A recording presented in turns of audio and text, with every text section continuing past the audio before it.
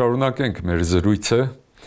ժամանակակից տիեզերաբանության զարգացման հիմնական փուլերի եւ արդյունքների վերաբերյալ։ Նախորդ անգամ ես ասացի, որ երկու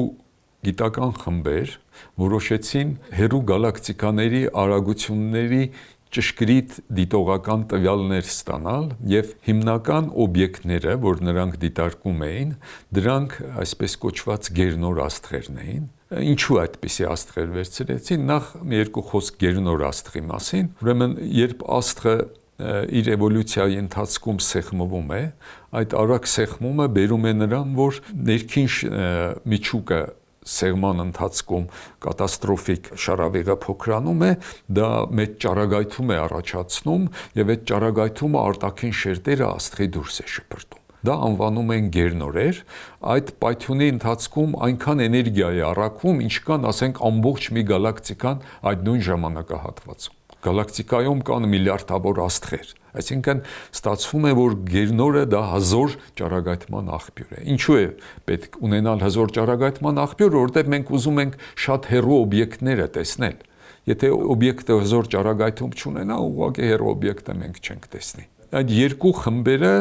հետազոտում էին հեռու գերնորերի հեռացման արագությունները։ Այսինքն, փաստորեն նրանք ուզում էին Հաբլի օրենքը ստուգել, օրենք, որը պնդում էր, որ հեռու գալակտիկայի հեռացման արագությունը համեմատական է նրա հեռավորությանը։ Ուրեմն նպատակը այդ արագությունները որոշելն էր հեռու եւ համեմատաբար ավելի մոտ գալակտիկաների համար, որպեսզի տեսնեինք, թե տիեզերքի ընդարձակման արագությունը ինչպես է փոխվում տիեզերքի ընդարձակման ընթացքում, մեծանում է, թե փոքրանում է։ Ես ասացի, որ եթե տիեզերքում հիմնական ներդրումը տալիս է, ասենք, աստղերի, գալակտիկաների նյութը, ապա մենք սպասում ենք, որ պետք է արագությունը փոքրանա, որովհետև այդպիսի նյութը ձգողական գրավիտացիա է ստեղծում եւ ինչպես եւ մոտ երկրի մոտ երբ մենք շարժում ենք նայում, ասենք, օբյեկտը հեռանում է երկրից, ապա նրա արագությունը փոքրանում է, եթե ինքը իրեն է թողնված, ապա սպասում էր, որ ընդարձակման արագությունը նույնպես պետք է փոքրանա։ Եվ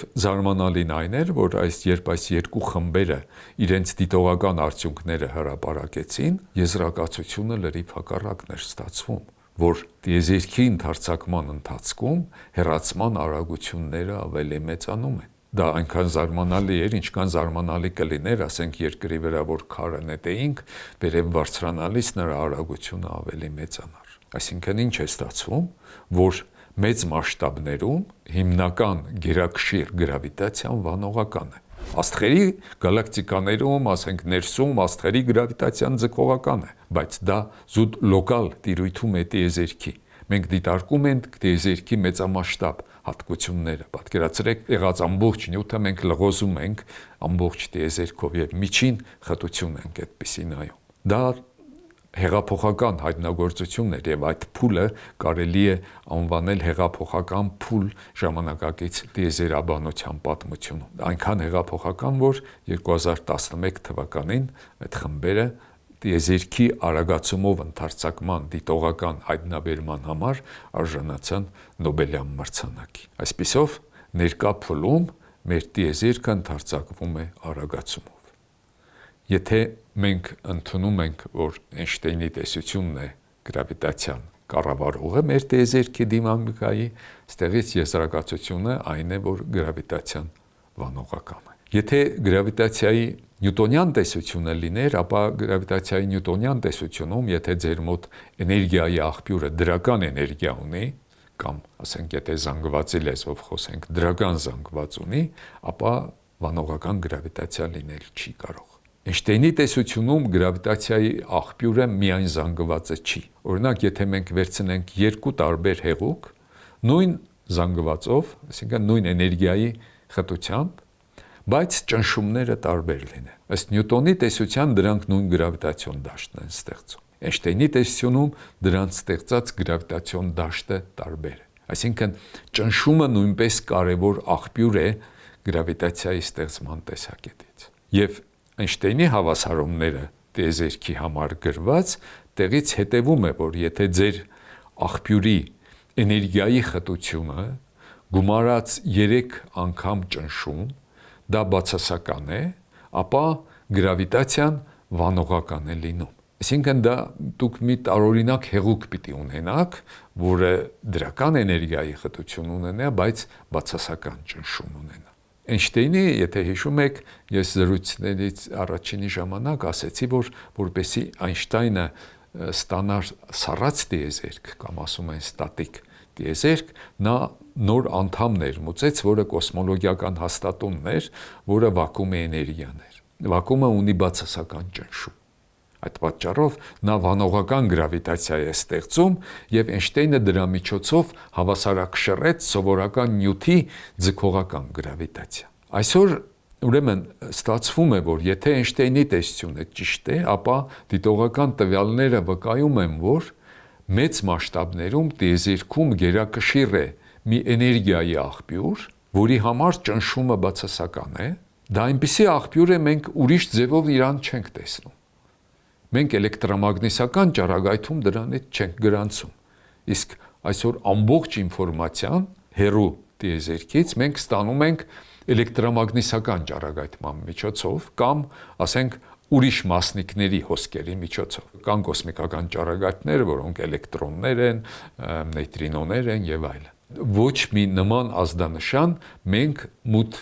այդ աղբյուրից, որ անվանում են մութ էներգիա, մութ հենց անունը տեղից է գալիս, որ ինքը լույս չի տալիս, ինքը մութ է մեր համար։ Այդ ազդանշանները այդպիսի մենք չենք ստանում։ Այդ մութ էներգիան իրեն միայն դրսևորում է իր գրավիտացիոն դաշտի միջոցով։ Այսինքն մենք այսօր դեռ չգիտենք, թե կրողը որն է այդ մութ էներգիայի։ Ըստ դիտողական տվյալների, նորից եթե Էյնշտեյնի տեսությունը մեր մոտ ճիշտ ենք ընդունում, ապա դա կազմում է ընդհանուր էներգիայի մոտ 70%։ Այսինքն այսօր նա է հիմնականում կառավարում տիեզերքի ընդարձակումը։ Բայց թե որն է դրա կրողը, մենք այսօր դեռ չգիտենք։ Դա տիեզերաբանության այսօրվա հիմնական խնդիրներից է կամ հիմնախնդիրներից։ Օրինակ, եթե մենք Էյնշտեյնի կոսմոլոգիական հաստատունը վերցնենք, դա բավական լավ դիտողական տվյալների հետ համաձայնեցված է։ Այսինքն, երբ Էյնշտեյնը 30-ական թվականների սկզբին հրաժարվեց այդ անդամը ներմուծելուց, մի քիչ ճակերտավոր ինքը դա շուտ արեց։ Ոնց որ թե այսօրվա փուլում մենք այդպիսի աղբյուր ունենք։ Ուրեմն, եթե մենք այսօր էներգիայի տեսակետից խոսենք, թե ինչպիսի պարունակություն կա տիեզերքում էներգիայի բաշխման, ապա հիմնականը դա մութ էներգիան է, որը եթե ավելի ճշգրիտ տոկոսներով խոսենք, դա մոտ 68%-ն է կազմում տիեզերքի ընդհանուր էներգիայի։ Երկրորդը ամենամեծ ներդրումը տալիս է մութ նյութը, այսպես կոչված, մոտ 27%։ Դրա մասին ես հիմա կխոսեմ։ Իսկ ատոմները, ասենք էլեկտրոններ, պրոտոններ, նեյտրոններ եւ այլն, դրանք ընդամենը այսօր տիեզերքի էներգիայի մեջ ընդամենը 5%-ի ներդրում ունեն։ Իսկ ինչ բան է մութ նյութը։ Մութ նյութի գոյության մասին դեռ սկսել են խոսել անցյալ դարի 70-ական թվերի սկզբից։ Երբ հետազոտում են գալակտիկաներում գալակտիկաների եզրերին մոտ աստղերի շարժումը, ապա հիմնականում դա նյուտոնյան օրենքներով է նկարագրվում եւ նյուտոնյան տեսությամբ մենք կարող ունենալով զանգվածը կարող ենք շարժման օրենքը արագությունները գնահատել։ Երբ գնահատեցին գալակտիկաների եզրերի աստղերի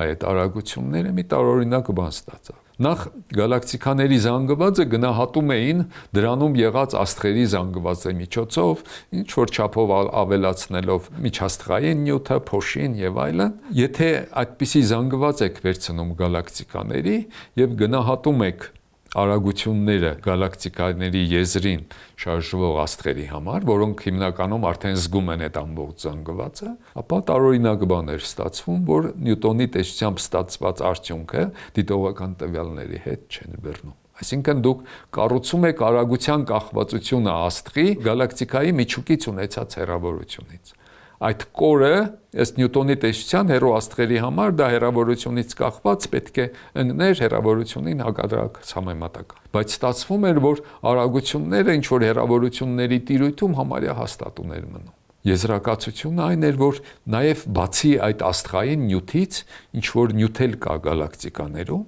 որը նորից մեզ ազդանշան էլեկտրամագնիսական չի ուղարկում, ինչպես ասենք մութ էներգիաներ։ Դա անվանեցին մութ նյութ։ Եվ դրա զանգվածը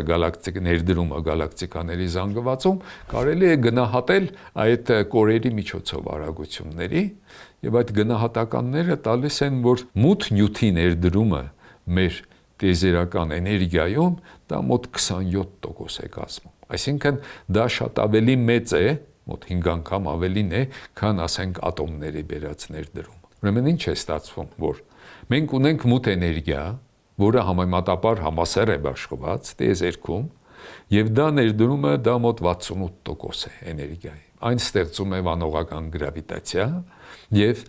նրա շնորհիվ է կամ պատճառով է, որ տիեզերքը այսօր ընդարձակվում է արագացում։ Մենք ունենք մութ նյութ, որը նույնպես իրեն միայն գրավիտացիոն դաշտի միջոցով է դրսևորում։ Այն հիմնականում տեղայնացված է գալակտիկաներում, այն ազդում է գալակտիկաներում աստղերի շարժումների վրա, բայց այն նույնպես մեզ էլեկտրամագնիսական ճառագայթում չի բերում։ Այդ պատճառով մենք նորից անվանում ենք մութ նյութ եւ հարցը թե նորից որն է այդ մութ նյութի կրողը,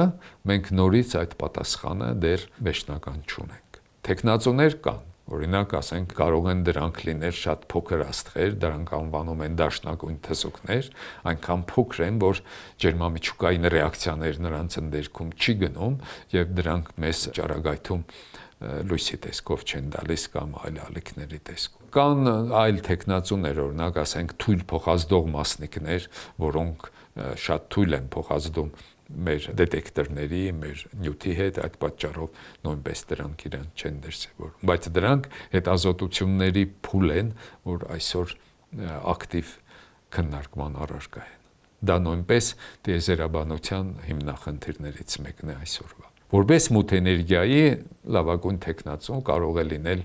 վակուումի էներգիան, բայց մյուս կողմից մենք ֆիզիկոսներս ուզում ենք, որ ամեն ինչ բացատրենք ելնելով մեր պատկերացումներից տարրական մասնիկների ֆիզիկային, այսինքն հիմնարար ֆիզիկան բացատրի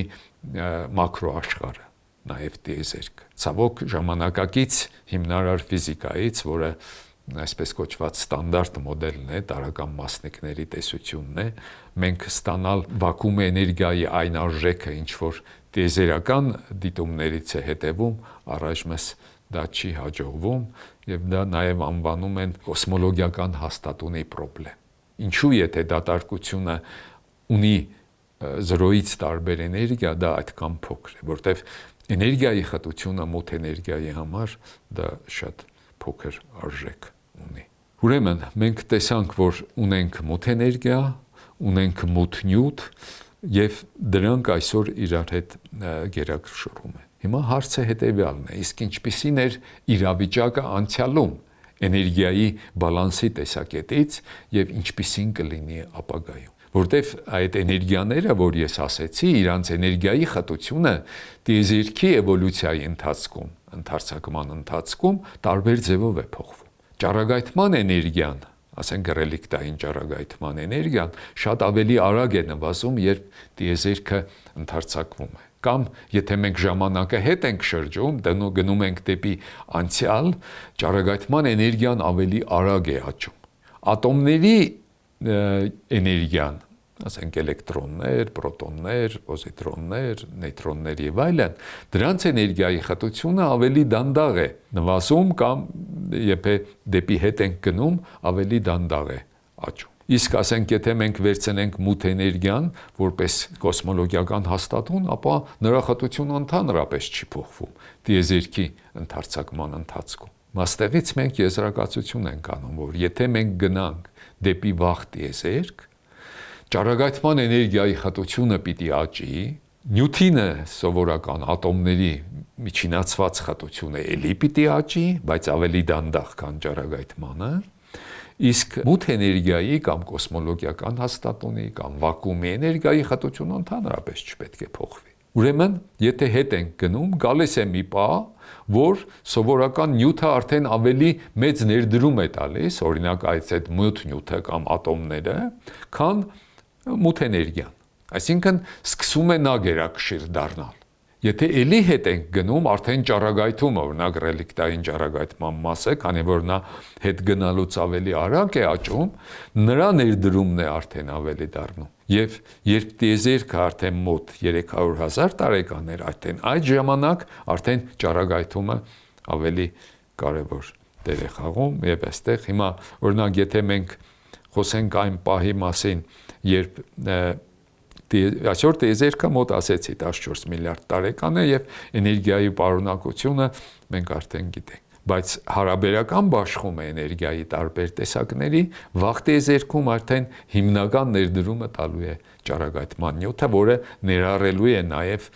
ռելիկտային ճառագայթում։ Եվ դա բերելու է նրան, որ վաղ փուլերում տիեզերքի ընդարձակումը դանդաղումով է լինել, որտեվ այն ղեկավարել են, ասենք, ճառագայթումը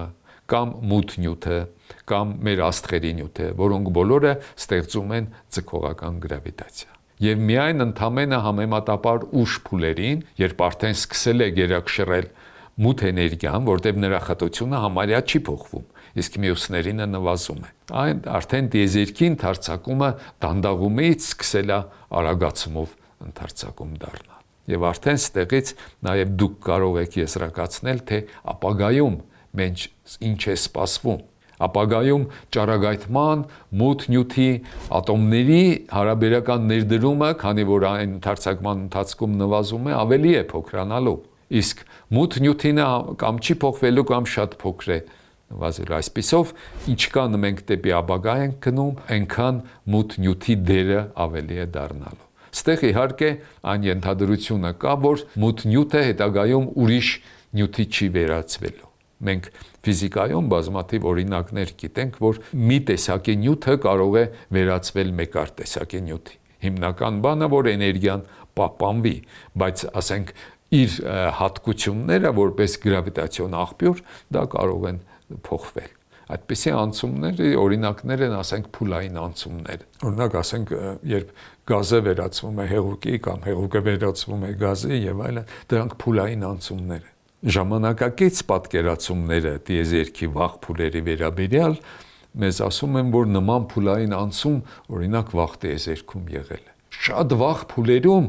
նորից դատարկության կամ վակուումի էներգիան է դոմինանտ եղել, բայց այն ժամանակ նրա արժեք էներգիայի խտությունը շատ ավելի բարձր է եղել։ Այսինքն շատ վաղ փուլերում տիեզերքը նորից արագացումով է ընդարձակվել։ Հետո ինչ-որ պահի փուլային անցում է կատարվել եւ այդ դատարկության էներգիան վերածվել է մասնիկների էներգիայի եւ այդտեղից սկսվել է տաք մեծ պայթյունի փուլը, որտեղ հիմնական ներդրումը արդեն տվել են մեծ էներգիայով լույսի արագության մոտ արագությամբ մասնիկներ, էլեկտրոններ, քվարկներ, պրոտոններ, նեյտրոններ եւ այլն։ Այսինքն վաղ փուլերում մենք տաք տիեզերքի ունեցել ենք, ասում են, սուբ մասնիկների, տարրական մասնիկների, մի մասնիկը ծնել է մի ուրիշ մասնիկ, ասենք էլեկտրոն պոզիտրոնը ոչնչացվել են իրար հետ, աննիհիլյացիա են դա ասում եւ ֆոտոնի են վերածվել։ Ասենք ֆոտոնը ծնել է էլեկտրոն պոզիտրոնային զույգ։ Մի տեսակի մասնիկները վերածվել են մյուսի եւ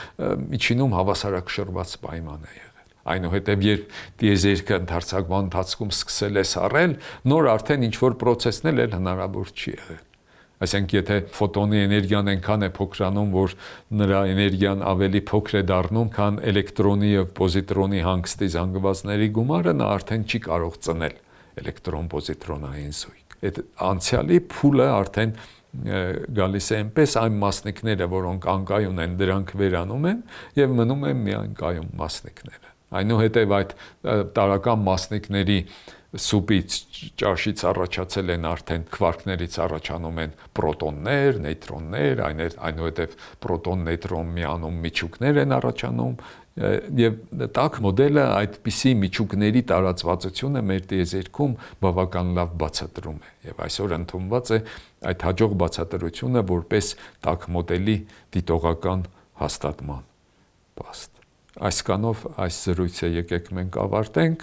ես կարծում եմ ապագայում նաև հնարավորություն կունենանք խոսել այդ վաղ փուլերի մասին, որ ես ասեցի, դա անվանում են ինֆլյացիոն փուլ, դա ինչ հարցեր է լուծում մեր տիեզերքում եւ ինչ տվյալներից ելնելով ենք մենք ասում, որ այդպիսի փուլ կա